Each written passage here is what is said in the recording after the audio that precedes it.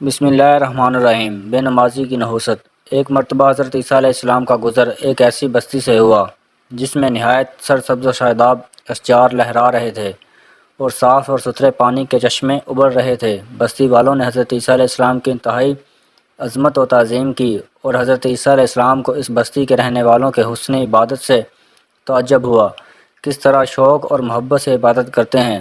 اس کے 3 سال بعد حضرت عیسیٰ علیہ السلام کا دوبارہ اس بستی سے گزر ہوا تو کیا دیکھتے ہیں کہ اس کے تمام درخت سوکھ کے کھڑے ہیں اور پانی کے چشمے بھی خشک ہو گئے ہیں اور بستی کے تمام مکانات چھتوں کے بل گر پڑے ہیں۔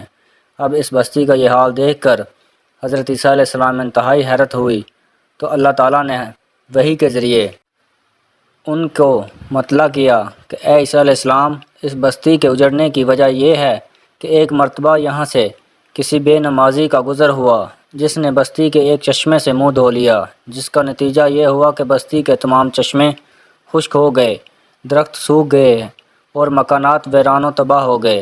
اے عیسیٰ علیہ السلام، جب نماز کا چھوڑ دینا دین کے ڈھا جانے کا سبب ہو سکتا ہے تو پھر دنیا کی ویرانیوں کا سبب کیوں نہ ہوگا۔